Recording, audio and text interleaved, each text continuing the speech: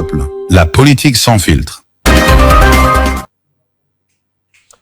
Alors, encore une fois, vous avez suivi l'allocution de Donatien Chollet sur l'agression rwandaise.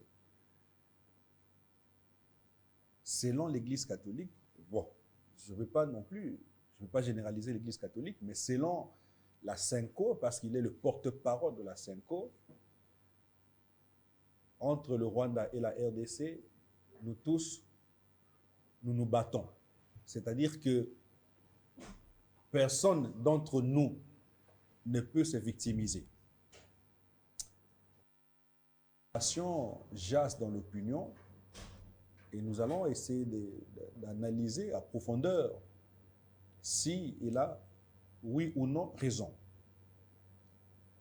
On parle aussi du dialogue parce que le chef de l'État, Félix Antoine Tshisekedi Tshilombo, avait finalement donné sa position en rapport avec le dialogue. Pour lui, il est partant pour qu'il y ait dialogue, même si c'est dubitatif, mais il a posé des conditions. Et ces conditions-là ont fait à ce que certains opposants rejettent déjà la main tendue, ou si on peut considérer comme la main tendue du chef de l'État. Je commencerai d'ailleurs par Moïse Katumbi qui a rejeté, qui a dit qu'il n'est pas d'accord avec les conditions données par le chef de l'État, Félix Antoine Tshisekedi. Il a dit qu'il n'est pas partant pour un dialogue pareil. Et c'est Olivier Kamitatou qui a fait cette déclaration. Pour lui, pour eux, ou pour Moïse Katumbi, dans une négociation, un seul camp ne peut pas déterminer les règles du jeu. Il faudra que les deux camps déterminent les règles du jeu. Alors, est-ce que Félix Tshisekedi a raison de déterminer les règles du jeu? C'est parce qu'il dit que le dialogue doit se négocier, enfin, doit se tenir en RDC. Deuxièmement, il ne va pas s'asseoir autour de la table avec les inféodés ou ceux qui ont tenu les armes, c'est-à-dire Joseph Kabila, Corneille Nangaa et j'en passe. Comment on aura la paix si ces gens-là ne sont pas autour de la table? On parle aussi, d'ailleurs, on parle aussi de Etienne Tshisekedi Wamolumba qui a totalisé, je crois, 9 ans sous la terre. Et le parti a commémoré la 40e année d'anniversaire. C'est beaucoup, c'est beaucoup. Alors, comment peut-on parler de 40 ans d'opposition? Non, 40 ans et 7 ans du pouvoir. Voilà pourquoi nous avons fait appel à quelqu'un du pouvoir, un cadre de l'UDPS, Dadi Lobo, que je laisse d'ailleurs la latitude, parce que nous devons le connaître tous. Je voudrais commencer par son parcours professionnel et connaître qui il est. Alors, M. Dadi, bonjour. Bonjour, M. Désiré. Très bien habillé, hein? J'aime bien la veste. Merci beaucoup. Elle est en lin, ça s'appelle. On essaye de bien se présenter par respect à vos téléspectateurs. Ah, ça c'est bien. Ça c'est du lin, hein, ça. C'est un habit. C'est du lin. J'aimais comment il s'appelait Kester Emenea. À chaque fois qu'il s'habillait, il venait à la télévision présenter. Ça, c'est de ça, ça, c'est de ça, ça, c'est de ça.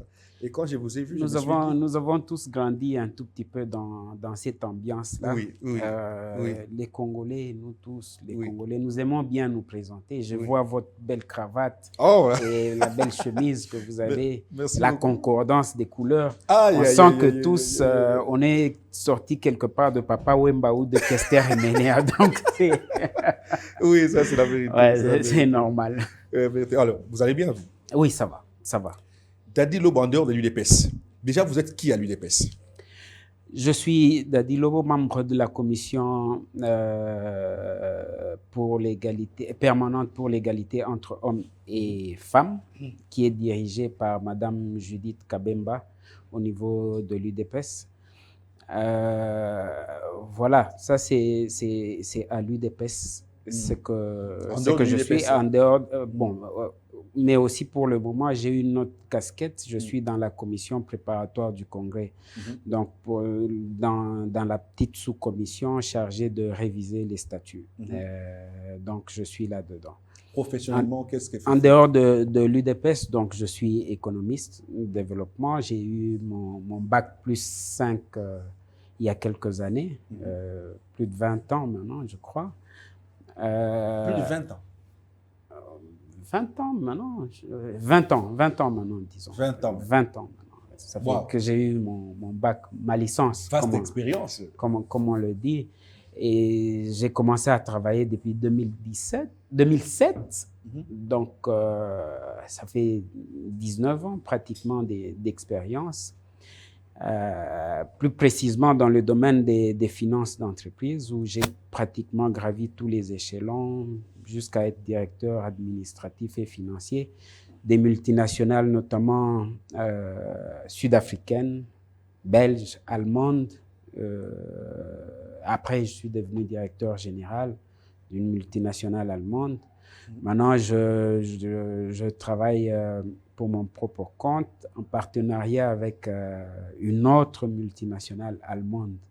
Vous aimez bien les multinationales, hein? C'est mon moule, c'est le monde dans lequel j'ai beaucoup plus évolué. Mais en dehors de ma... Vous avez découvert quoi? Le sérieux. Pour vous y accrocher. Le sérieux. Le sérieux dans le travail. On vous laisse quand même vous exprimer. Mais aussi beaucoup de formations. Je crois avoir bénéficié de plusieurs formations presque partout dans le monde. Grâce à mon travail et à mon expertise. Mais aussi, je donne beaucoup parce que je suis aussi invité, que ce soit en Afrique ou en Europe ou même ici au pays, à partager mon expérience dans les finances d'entreprise ou dans le management ou dans le leadership. Donc voilà un tout petit peu ce que nous essayons de faire. C'est que nous avons reçu, nous essayons de transmettre, de donner aussi. Mais qu'est-ce qui a fait que vous fassiez ou vous migriez vers la politique? Parce que vous avez déjà un très long parcours professionnel. Oui. En vous entendre parler, vous êtes déjà casé ou calé professionnellement. Ouais. Vous avez travaillé dans beaucoup d'entreprises. Qu'est-ce qui fait que vous fassiez la politique? Non, la politique est, on va dire, dans mon ADN. Moi, j'ai été en politique depuis tout jeune, depuis longtemps. J'ai commencé, on va dire, de manière tout petit avec mon père, que je suivais à l'UDPS. Et après, à l'université, j'ai représenté l'UDPS dans mon université, qui est l'université catholique du Congo ici. J'étais déjà en politique. Même pendant tout mon parcours professionnel, je n'avais jamais lâché la politique. J'ai toujours été là-dedans. J'y ai toujours travaillé sans problème. Donc, je n'ai jamais quitté la politique. J'y ai toujours été de plein pied. Donc, ce n'est pas le professionnel qui m'empêcherait de... Mais vous n'avez pas encore occupé des fonctions politiques, visiblement. Public, vous voulez dire? Oui. Non. Je n'ai jamais travaillé dans le public depuis que je suis né. Mais pourquoi vous êtes avec Fachib? Vous avez dit que vous suiviez votre père. Déjà à l'époque. À l'époque, à l'UDPS. Ouais. Ça veut dire que vous êtes né dans l'UDPS. Pas né dans l'UDPS, parce que l'UDPS est né après moi. L'UDPS est né en 82. Moi, c'est peut-être 2 ans avant le parti. Peut-être aussi pour faire une petite parenthèse, vous avez parlé de 40 ans, mais c'est 44 ans, de 82 à 2006, donc c'est 44 ans d'existence le 15 février. Donc, on a été là, mais un peu comme quelqu'un me disait, un homme de mission n'a pas d'ambition. Son ambition se retrouve être confondue à celle de son mentor. C'est-à-dire que, oui, certes, nous avons des ambitions, nous avons les capacités, nous avons l'expérience, nous pouvons briguer des mandats publics, mais nous sommes à la réserve de l'État. Nous sommes là pour une mission bien déterminée. Comment et ça si le chef vous restez à la réserve de l'État alors que le mandat touche à sa fin, le deuxième mandat touche à sa fin. Non, l'UDPS restera au pouvoir milele na milele. Pardon?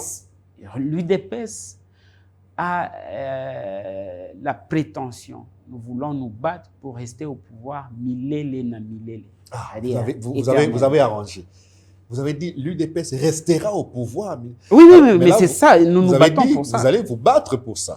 Oui, mais c'est ça le jeu démocratique. Comme tout parti politique a comme objectif la conquête, l'exercice et puis la conservation. Oui. C'est logique que vous conserviez. Nous allons... Mais par des moyens démocratiques, justement. Évidemment.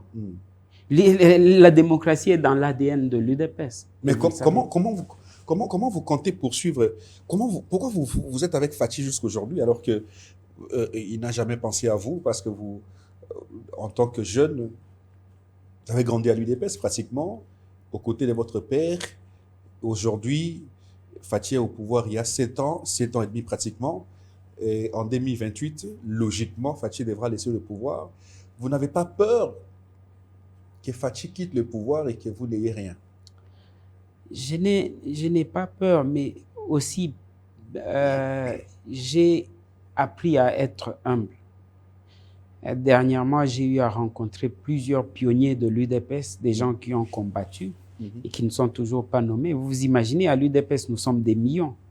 Donc, les postes, les mandats publics, ils sont peut-être une centaine. Et nous, les millions, on ne va pas tous aller se retrouver là-bas. Oui, donc, chacun va être... Mais l'objectif pour l'UDPS, c'est que chacun soit bien là où il est. Cela ne veut pas dire que je n'accepterai pas. Si jamais j'étais appelé, je venais de vous dire que un homme de mission n'a pas d'ambition. Son ambition se retrouve être confondu dans l'ambition de son mentor. Ça veut dire que si aujourd'hui, son Excellence, Monsieur le Président, estime qu'il a besoin de moi à côté de lui ou dans les environs pour X ou Y mission, ben, je reste disponible. Vous avez dit que vous êtes né avant l'UDPS. Je suis né avant l'UDPS. Mais vous ne donnez pas l'impression de quelqu'un qui est né avant l'UDPS. Chaque fois que j'en parle, beaucoup de gens pensent toujours que je suis né avant l'UDPS. L'UDPS, c'est 82, donc moi, je suis né avant l'UDPS.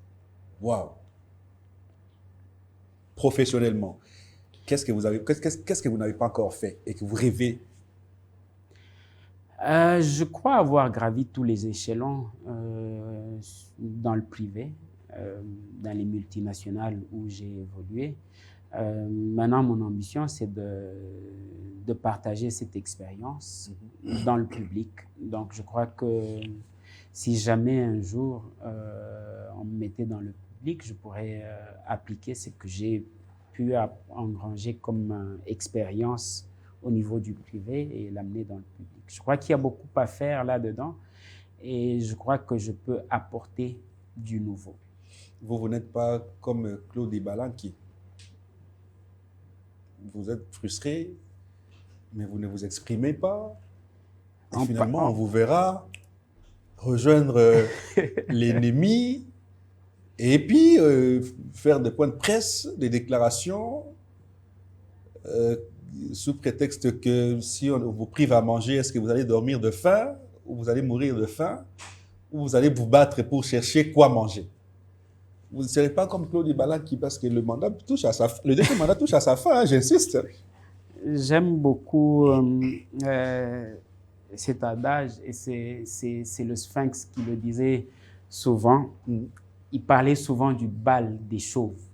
Et à l'UDPS, ceux qui connaissent l'UDPS connaissent cet adage-là. Ceux qui sont enracinés, qui ont l'ADN de l'UDPS, comprennent.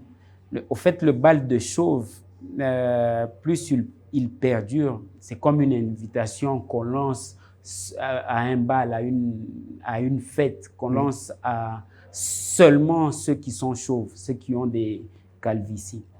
Parfois, Comme moi, là. un peu comme vous. Parfois, ceux qui n'en ont pas parce que la fête est là, ils ont tendance à aller se raser, montrer qu'ils ont leur calvitie, qu'ils sont chauves, pour venir participer à la fête. Et plus la fête évolue, plus elle traîne, plus les cheveux commencent à pousser. Donc là, ils n'ont pas d'autre choix que de prendre la poudre d'escampette. C'est ce que notre ami a pu faire. Les cheveux commençaient à pousser dans un bal des chauves. Et il n'avait pas de choix, il devait... Déjà, son départ, là, vous ne trouvez pas que le chef de l'État est vraiment mal entouré? Mais qu'il n'est... On a l'impression qu'il ne se rend pas compte qu'il est vraiment mal entouré et qu'il doit nettoyer sa cour. Parce que Claude Ibalan, c'est quand même quelqu'un qui est vraiment dans le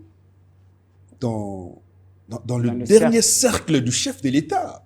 C'est parmi ceux qui mangent avec lui et qui se retrouvent du coup au M23.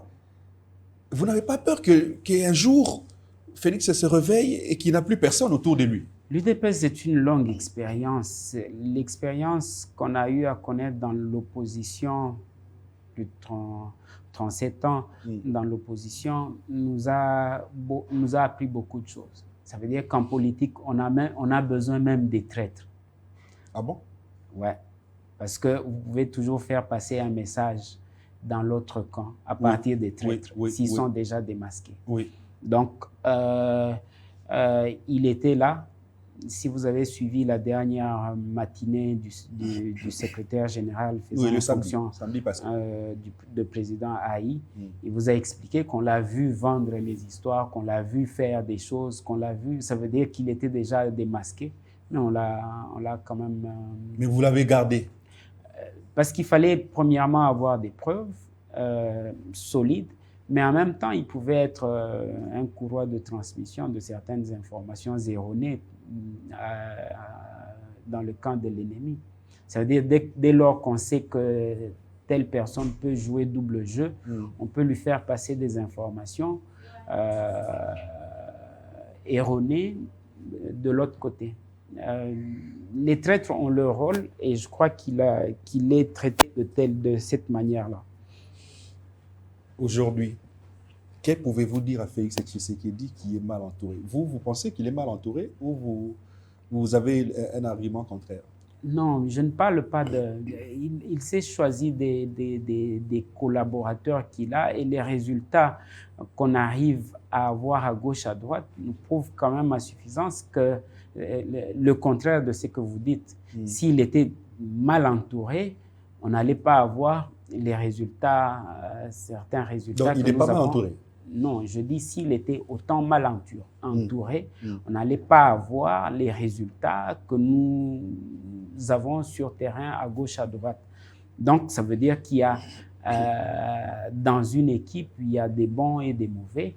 Il y a certes des bons, il y a des brebis galeuses qui ne manquent jamais, mais je ne pense pas qu'elles soient en majorité.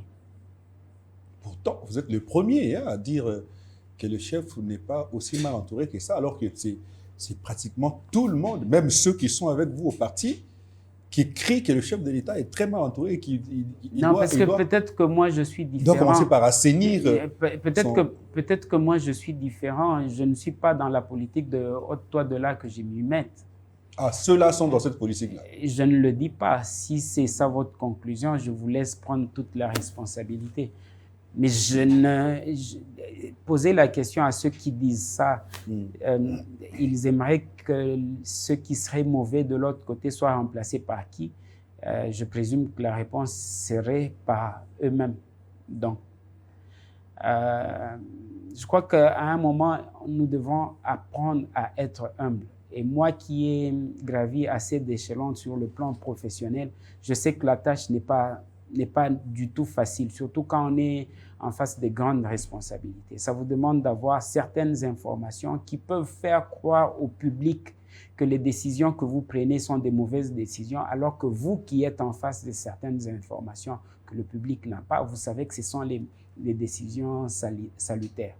Donc, surtout pour moi qui ai eu un cursus professionnel de financier, j'ai appris à être critiqué à tout moment alors que je prenais assez souvent des bonnes décisions.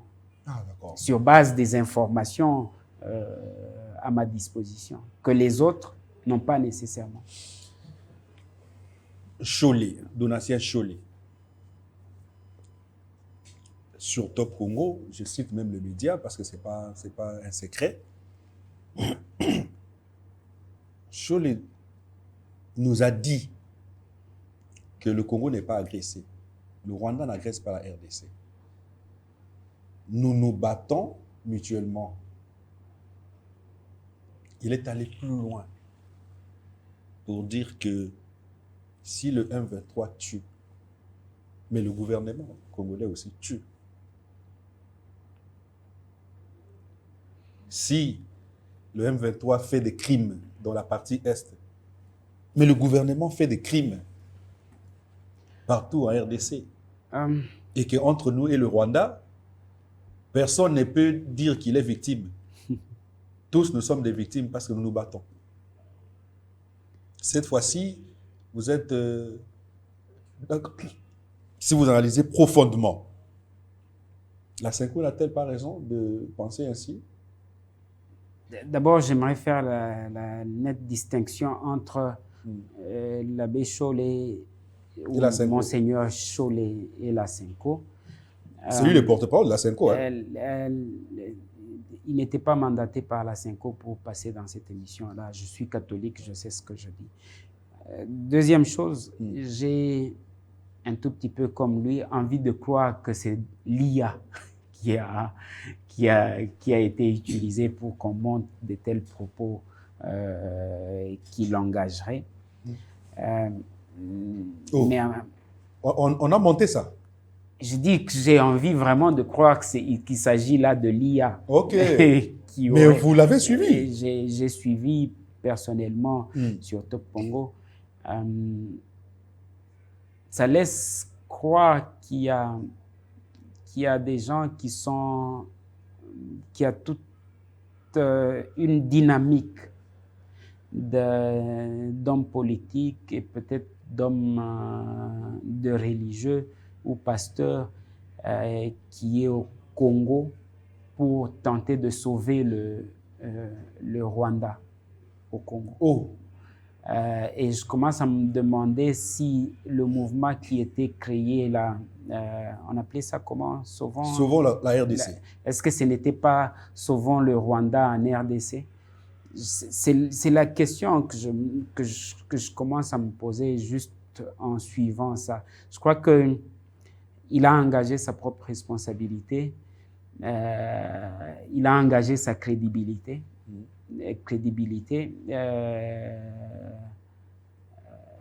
L'histoire le jugera. C'est l'histoire qui doit le juger ou c'est l'État? C'est à l'État de prendre ses responsabilités. Vous ne trouvez pas que l'État est naïf face à certains actes posés par... Il faut aussi comprendre le contexte dans lequel nous sommes. C'est un contexte où il y a beaucoup de gens qui cherchent à pousser à la faute. Ça veut dire qu'ils disent des choses pour pousser le gouvernement à la faute. Okay. Et afin de sauver le Rwanda au Congo. Ah, c'est ça.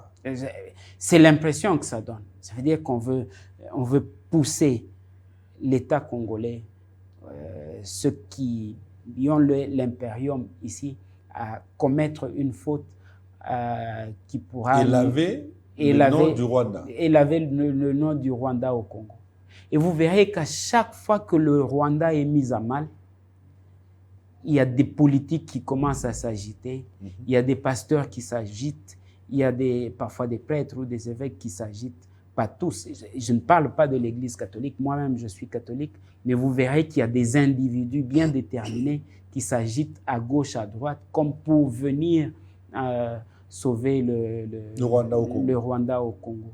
Comment vous pouvez vous imaginer qu'un Congolais puisse sortir pour dire que le Congo tue les Rwandais sur son sol congolais. Alors que lui, le Congo n'a même pas traversé au Rwanda. Et ces Rwandais qui sont arrivés au Congo avec armes et munitions, lui ne les a jamais condamnés.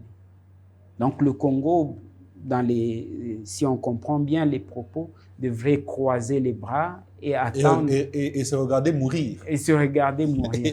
Alors si c'est ça la logique ou la mission prophétique qui nous est tant vantée, applaudissons. Il dit que certains caciques autour du chef de l'État, à la présidence, il a parlé de la présidence, auraient corrompu l'Église catholique pour que Fulgence Muteba ne soit pas élu président de la Cinco et que cela avait échoué. L'Église catholique, les politiques, les politiques versent même à la corruption à l'Église catholique. Et il a d'ailleurs dit que la corruption, ils ont oublié que la corruption ne passe pas à l'Église catholique. Vous savez, c'est pour ça que je vous ai dit, je venais de dire ici qu'il y a des gens qui travaillent vraiment pour essayer de pousser à la faute. Il y a des imputations dommageables. Est-ce que on en a les preuves? Est-ce qu'on peut citer? Est-ce que si on vous convoquait, les gens ne vont pas crier au scandale ici? Si un procureur prenait en charge cette question-là pour voir qui autour du chef se charge de corrompre X ou Y personnes, est-ce qu'il serait à même de donner toutes les informations possibles? Est-ce que ça ne va pas créer? Non. Je crois que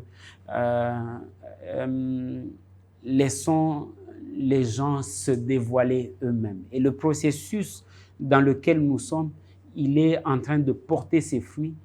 Et cette guerre est pratiquement la dernière que le Congo... C'est toujours ça. Hein? Oui, mais je le dis.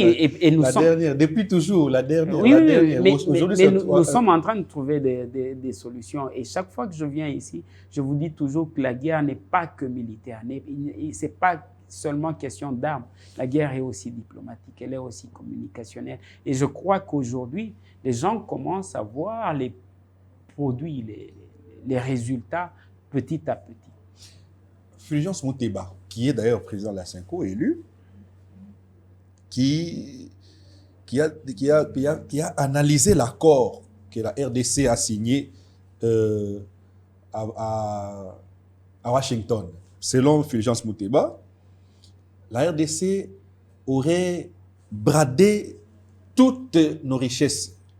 Ça veut dire que les minerais ont été bradés, les richesses ont été bradées, et on va signer un accord qui va prendre la RDC en otage pendant 99 ans. Ça veut dire que on va parler de 100 ans, c'est un siècle pratiquement. Et le gouvernement n'arrive pas à justifier l'accord sur les minerais qui a été signé entre la RDC et les États-Unis. Est-ce que vous attendez à ce que nous sommes purement dans le droit là, à ce que ce soit le gouvernement qui apporte la preuve de ces propos-là, ou c'est à celui qui accuse d'apporter la preuve de ses propres propos? Non, mais c'est au gouvernement gouvernement de présenter les propos, parce que c'est le gouvernement qui a signé cet accord. Non, l'accord est public, vous l'avez vu. Oui, mais il n'y a pas de timing. On vous a transmis cet accord-là, et on est pratiquement dans tout ce processus-là pour aller vers un accord final. Moi, quand j'ai lu l'accord ne détermine pas le temps. L'accord ne dit pas qu'il faudra 100 ans ou 50 ans. Nous allons faire X, mais Y, c'est plutôt 3 ans après, il y a évaluation après chaque 3 ans. Ouais. Mais non. À quoi sert l'évaluation? Je vais... Mais quand vous signez un accord, vous devez vous rassurer qu'il va dans le bon sens. Donc, quand c'est mal parti, une évaluation on peut arrêter. Mais je reviens... oui, mais quand ça ne va pas, soit vous rectifiez les tirs, soit on arrête carrément. on arrête 40. Avec les États-Unis. Mais ça peut être à la demande des États-Unis. C'est comme ça que se signent les accords. Ça peut être à la demande de l'un tout comme de l'autre. Ça, c'est tout à fait normal. Mais je reviens quand même à ce qu'il a pu avancer et j'ai suivi Monseigneur Cholet sur les ondes de Top Congo qui, pour appuyer ce que Monseigneur Mouteba avait dit sur les 99 ans, disait que dans l'accord, ça c'est sa logique à lui, que dans l'accord, il est dit qu'il y a des clauses des clauses non divulgables qu'on ne peut pas divulguer. Et pour lui, Monseigneur Mouteba aurait mené des enquêtes où il aurait un niveau d'information qui lui aurait permis d'accéder à ce genre de choses. C'est ce genre de choses qui nous pousse toujours à croire qu'il y a des gens qui sont là pour essayer de pousser à la petite faute afin de justifier le Rwanda au Congo. Et j'ai en même temps compris parfois les limites. Je sais que Monseigneur Cholet est un grand théologien et que le travail qu'il fait à la SENCO, le travail énorme qu'il fait pour le compte de la SENCO, il a entre autres pour rôle de signer certains contrats de bail, de location et ainsi de suite.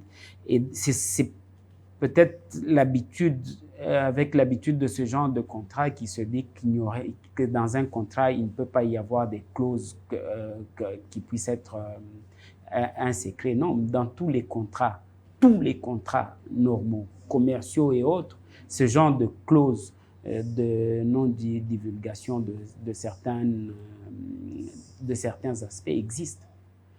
Vous n'allez pas mettre à la place publique, par exemple, les éléments liés à une technologie, les éléments liés à une technique, et ainsi de suite. Ce sont ces clauses-là qui sont censées être secrètes. Mais l'accord, lui, il est clair, il est ouvert, il est donné à tout le monde. Et on l'a publié même aux États-Unis. Oui, on l'a publié aux États-Unis, mais on n'a pas déterminé le temps que prendra cet accord. C'est ça le problème, justement. Lorsqu'on parle d'un deal stratégique, le deal stratégique est censé être de long terme. C'est le long terme qui est déjà le deal. Il est dit stratégique, donc c'est le long terme.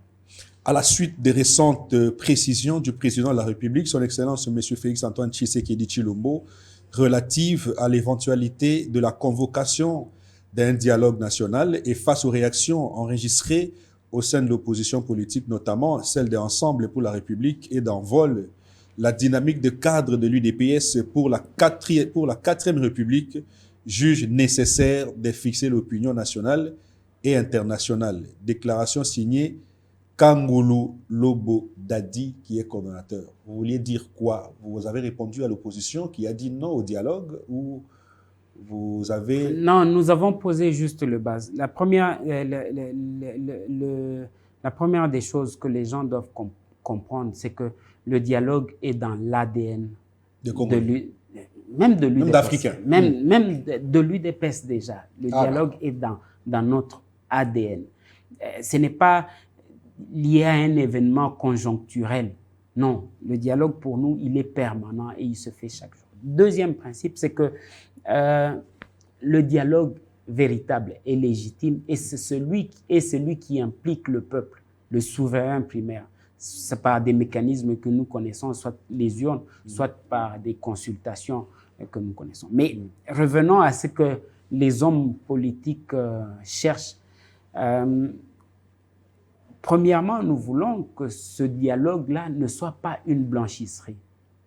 Ça veut dire qu'on convoque un dialogue pour pouvoir blanchir toutes ces personnes qui ont trahi l'État, qui ont été trempées dans des histoires obscures.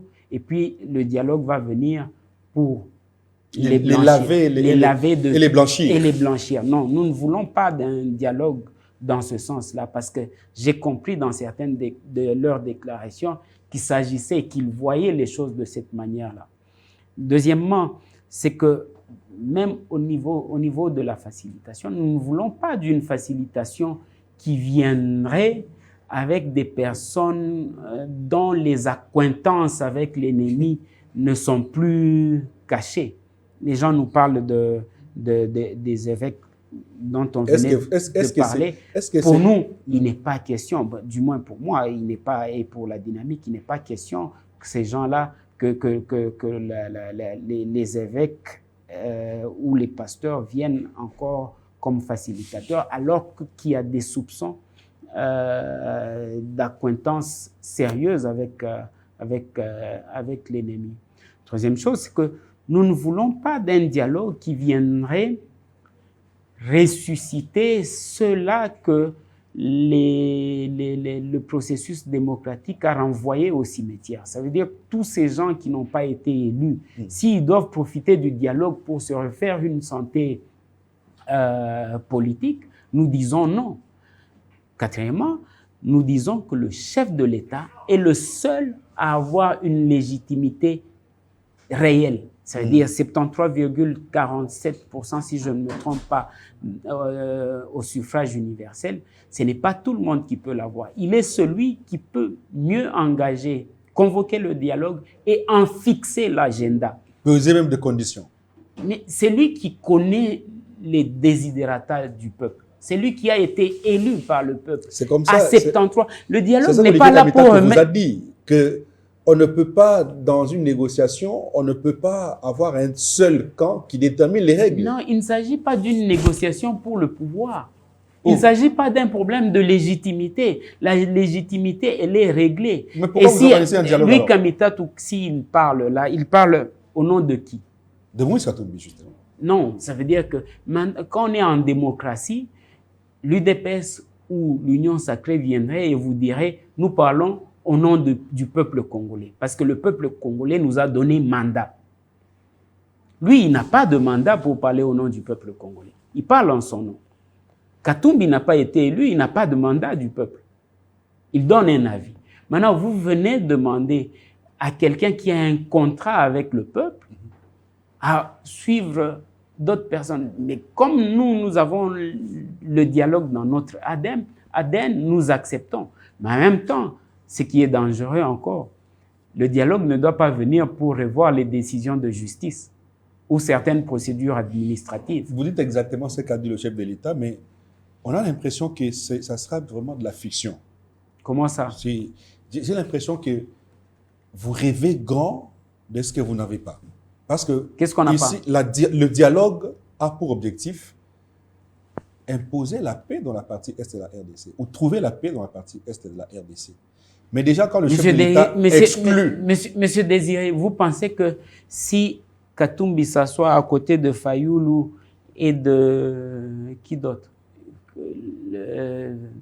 Diongo, et puis on y met notre président Aïe, Augustin Kabouya, ils discutent pendant 30 minutes et on a trouvé la solution, le Rwanda quitte le pays. La naïveté là, elle est de quel côté? De notre côté à nous? Oui, si ces gens-là pensent que justement, mais il suffit que le président poser la question, parce que vous avez dit oui au dialogue. Le chef de l'État a dit oui au dialogue, mais il pose des conditions. Le dialogue doit se faire en RDC et puis pas avec des inféodés. Comment imaginez-vous avoir cette paix en excluant ceux qui ont détenu les armes et ceux qui ont des armes jusqu'à présent? Mais on vient de vous dire que le dialogue n'aura pas pour mission de venir changer de décision de justice, oui, mais ou stopper un processus. Quel sera l'objectif de ce dialogue? Mais le dialogue, il est permanent. Peut-être qu'il y a des gens qui ont à nous reprocher, qui ont des propositions à nous faire. On leur dit, venez, on est là. Donc, ce n'est plus pour avoir la paix dans la partie est de la RDC. Mais on a l'impression que vous avez oublié cet aspect. Mais nous discutons pour la paix. Nous avons signé un accord de paix avec l'agresseur, n'oubliez pas. Ah, donc, le dialogue va se tenir non pas pour imposer la paix ou pour avoir la paix, mais l'accord de paix a été, la situation politique. L'accord de paix a été signé. Ah, donc, L'accord de paix, on l'a signé avec un pays étranger. C'est quoi alors le sens du dialogue? Non, les gens ont besoin qu'on puisse s'asseoir pour discuter peut-être de la marche du pays. Les gens? Quels gens? Les politiques, Oui. les professionnels politiques qu'on a dans ce pays.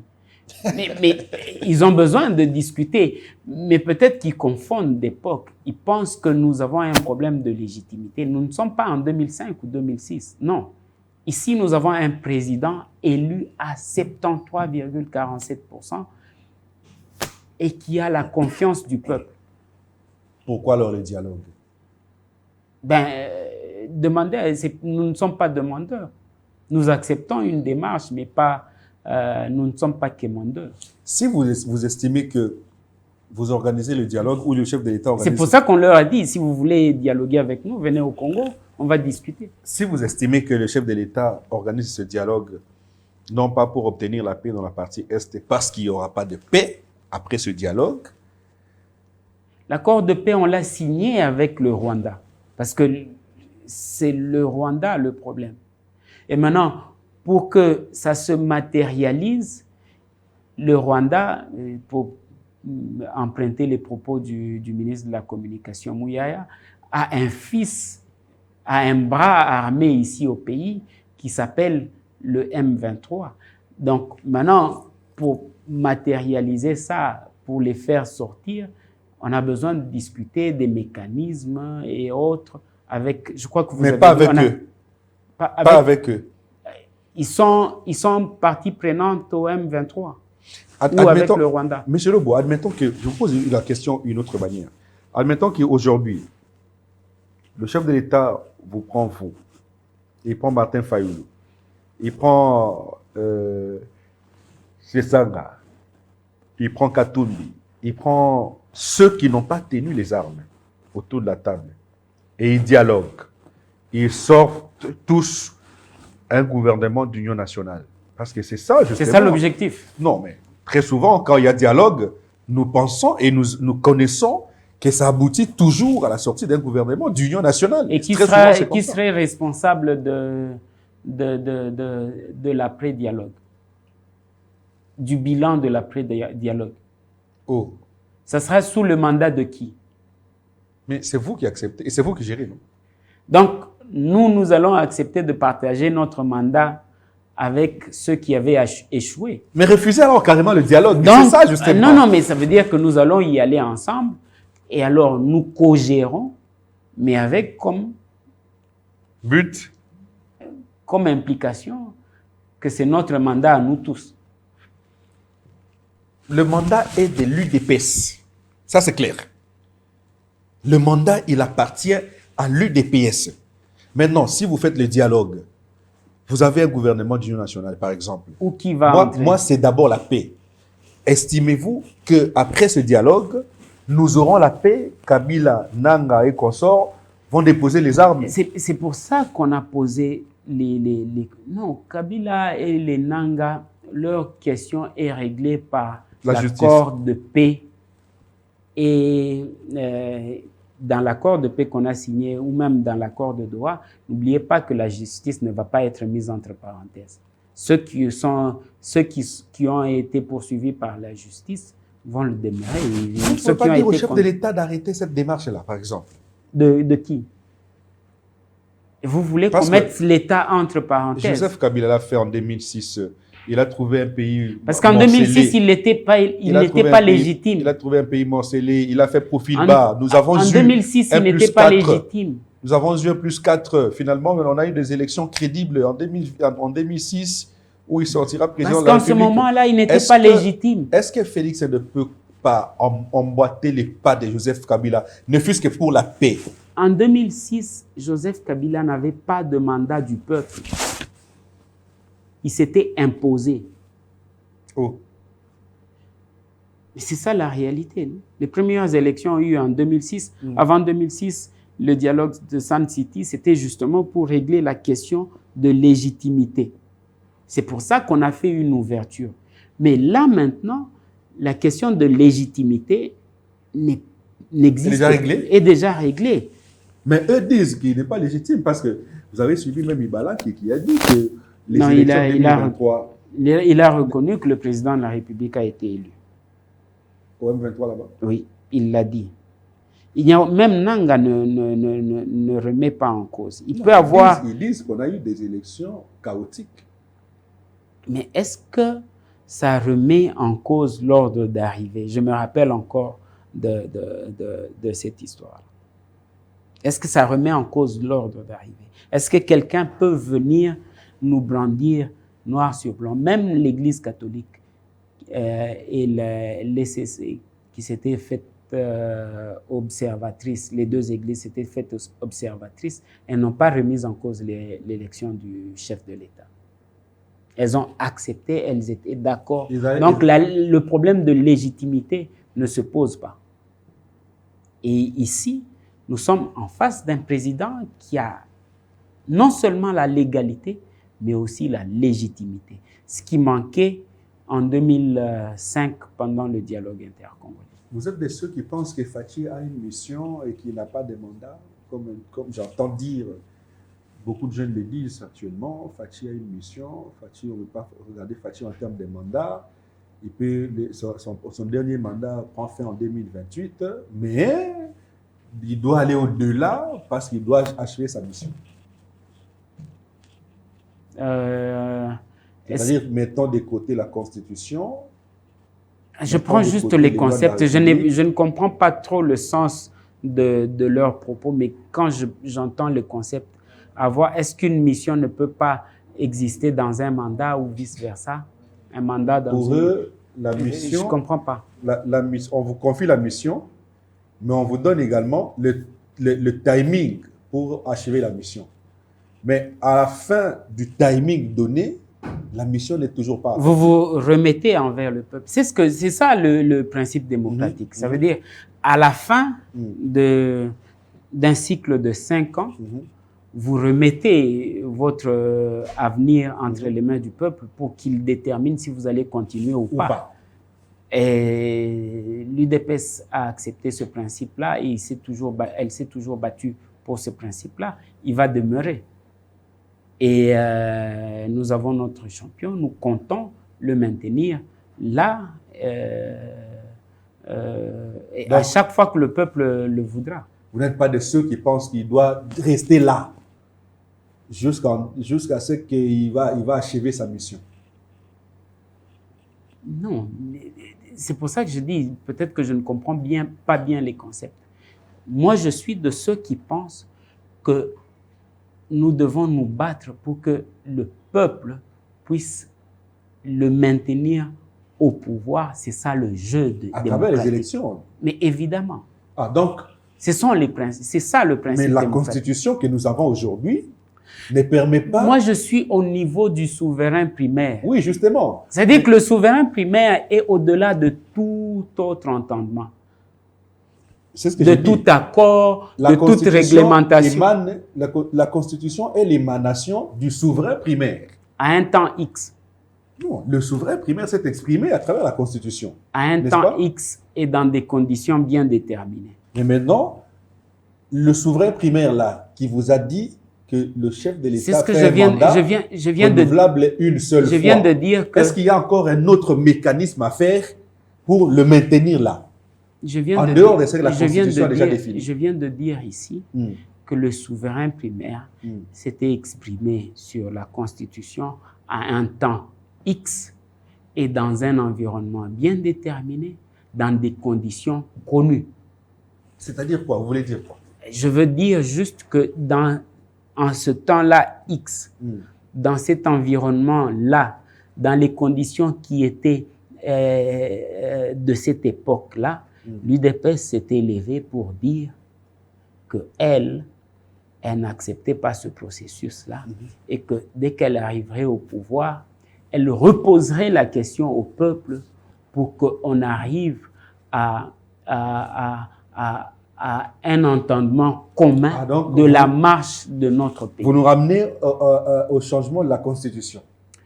Je vous ramène au fait que le peuple doit s'exprimer, devrait avoir l'habitude de s'exprimer en toute liberté chaque fois que le besoin se présente. C'est-à-dire quoi? Ça veut dire On va que si changer. aujourd'hui Oui. le peuple sent le besoin de s'exprimer sur une question bien déterminée, on ne va pas l'en empêcher. Qu'allez-vous faire? Pardon? Vous allez procéder comment? Mais c'est le peuple qui est souverain, c'est lui qui s'exprime. Quand on s'était exprimé pour la mascarade de 2006, comment ça s'était passé? Le peuple s'était exprimé comment? Lobo, vous, en tant C'est la même forme. vous, en tant qu'UDPS, Oui, vous n'avez pas honte de tenir ce genre de propos? par exemple. Après le combat que vous avez mené aux côtés de Etienne Tshisekedi Wabulumba, le but pour lequel vous combattiez à cette époque-là. Aujourd'hui, l'UDPS est au pouvoir. Vous avez combattu pour l'avènement de la démocratie, Effectivement. l'avènement d'un état de droit. Effectivement. Ce qui veut dire que c'est la loi qui doit primer sur les Les individus. individus. Mais comment C'est ce que nous faisons. Comment expliquer que vous arrivez au pouvoir, vous, UDPS, vous comptez demeurer au pouvoir? Mais quelle est cette loi qui nous empêche de demeurer au pouvoir? Alors que la Constitution, qui est la mère, ou qui est la loi mère, vous dit que le chef fait un mandat renouvelable une seule fois. Ça veut dire qu'en réalité, si vous étiez réellement UDPS qui a combattu pour la démocratie et pour l'état de droit, vous auriez dû préférer organiser les élections en 2028 sans Félix, pour que le peuple se choisisse un autre dirigeant, même venant de l'UDPS, par exemple. Non, je crois que votre problème est au niveau, vous avez une fixation sur la Constitution, sur le référendum et sur tout ça. Je vous ramène encore à l'histoire. Non. Je vous dis, Moi, je parle de l'individu Félix Antoine Tshisekedi Tshilombo. Que vous avez, votre problème, c'est s'il y aura référendum, que ça soit sans Félix. Vous dites que il y a possibilité, nous allons faire des mécanismes pour que... Ne me faites pas dire ce que je n'ai pas dit. Allez. Je dis ceci. L'UDPS, déjà en 2005, par la bouche autorisée de son président national, qui était Etienne Tshisekedi, on aura une nouvelle constitution. Voilà. Oui. Ça, c'est une promesse à notre peuple. Mais l'UDPS a été suivi par plusieurs autres forces. Rappelez-vous les 13, les G7, je crois, avec les Sesanga, Mouyaya et Claudel Lubaya et autres, qui ont rejoint l'UDPS dans ce qu'elle avait dit déjà en 2005. Rappelez-vous de Sesanga après qui voulait. Rappelez-vous de Fayoulou. Rappelez-vous. C'est-à-dire que toute la classe politique est d'accord que cette constitution-là n'est pas idéale pour notre pays et qu'il faudrait peut-être pour certains la modifier, pour d'autres la changer. Donc, le débat est ouvert à ce niveau-là. Maintenant, c'est une question de discuter avec le peuple. Je l'ai dit dès le départ, le véritable débat, le dialogue légitime, c'est celui qui implique le peuple à travers des mécanismes que tous connaissons. En quoi l'UDPS serait à l'encontre de ses propres principes? Non, nous respectons ce que nous avons dit au peuple et c'est ce que nous comptons faire. Donc, ça veut dire changer la Constitution ou modifier. Moi, j'espère que l'UDPS va respecter sa promesse. Oui, en changeant la Constitution. Pas seulement la promesse de l'UDPS, mais de Fayoulou, de Sesanga, et même d'ensemble, et ainsi de tout le monde. Donc, ça sera après 2028, finalement. Je ne sais pas, ça peut se faire aujourd'hui, demain. Le peuple reste souverain, on peut le consulter. Mais en même temps, on ne peut pas organiser de référendum ou de scrutin comme ça avec une partie de notre territoire amputée. Il faudrait quand même se rassurer que... Ah, c'est ça la raison. Non, on ne va pas... Vous avez déjà un prétexte. Non, on ne va pas organiser un référendum ou consulter Il y a le déjà peuple. un prétexte. Non, on ne va pas le faire pendant qu'il y a guerre. Je crois que la loi même l'interdit. Donc, pour moi... Et la guerre prendra 5 ans? Ben, vous voyez que ça, de plus en plus, les gens commencent à se retirer. Non? Ça prendra... C'est retiré d'où? On s'est retiré de Ouvira. Ce n'est pas un résultat? Alors, nous sommes pratiquement à la fin de l'émission. Le congrès de l'UDPS. Vous êtes congressiste. Oui.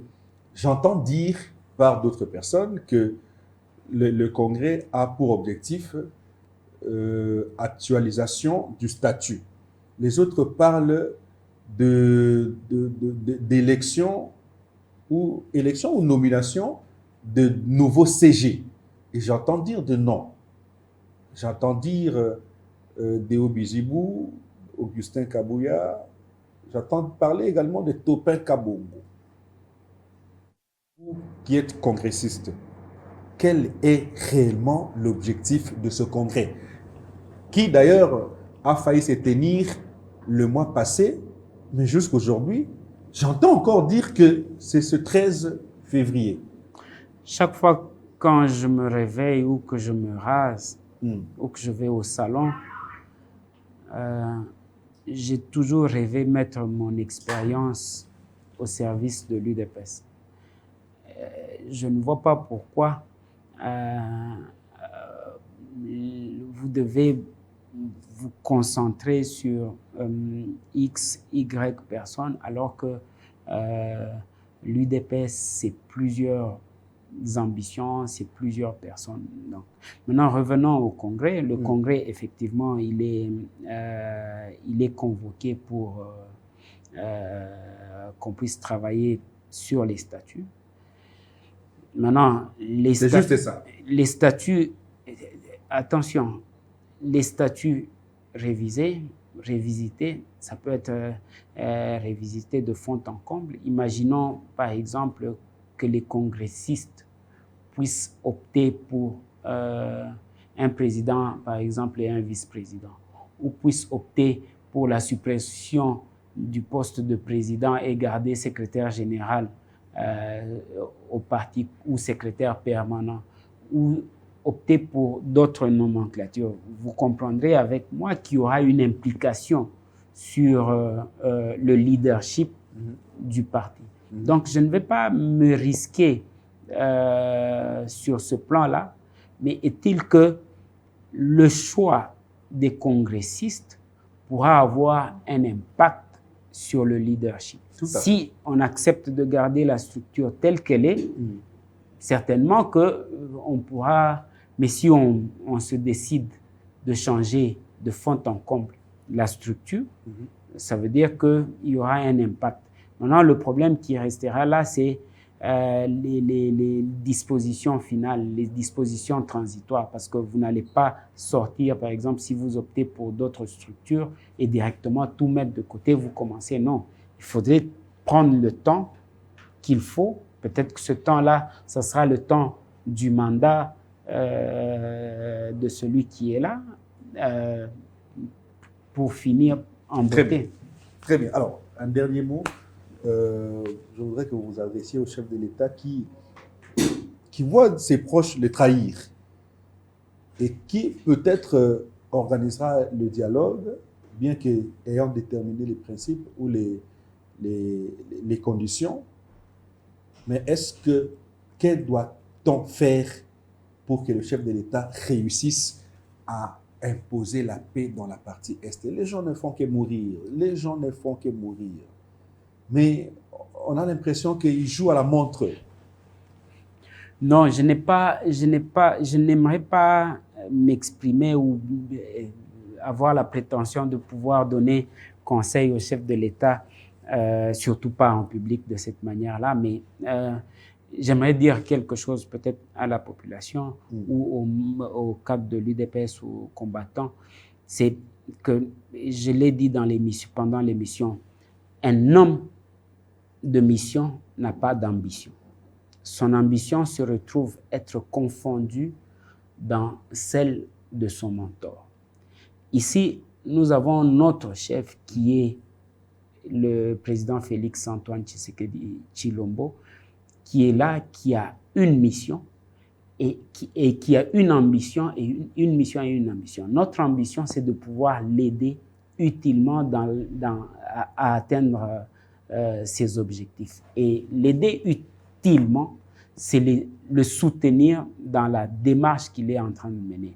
Pour les gens de l'UDPS, c'est d'essayer de resserrer les rangs, surtout que le combat devient rude, pour pouvoir aider le chef de l'État, et en termes de mobilisation et en termes d'apport intellectuelle et scientifique pour pouvoir aider à continuer, mais aussi en termes politiques, ça veut dire que nous avons la prétention de pouvoir garder, nous maintenir au pouvoir milele na milele, éternellement.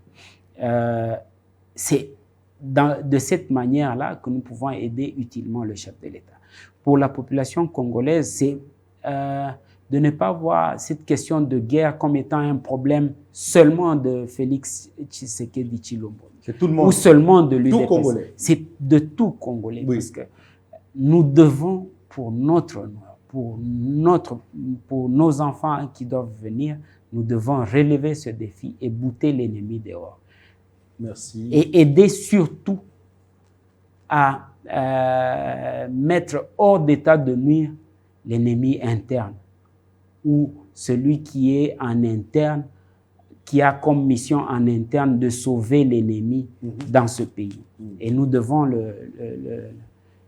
aider à le démasquer. Merci beaucoup, Dadi Lobo, cadre de l'UDPS. Je vous dis en direct qu'à chaque fois que je vous reçois, je réfléchis. Merci beaucoup. Je réfléchis beaucoup. Quand je vous ai sur le plateau, c'est la tête qui réfléchit. Je fais mes devoirs aussi avant de venir. En tout cas, vous réfléchissez en profondeur et que même le journaliste, vous poussez le journaliste à réfléchir pour vous poser des questions. Merci beaucoup. C'est très intelligent. Merci d'être passé. Merci à vous qui nous avez suivis. Restez branchés pour la suite des programmes. Nous sommes à la fin de l'émission. Merci.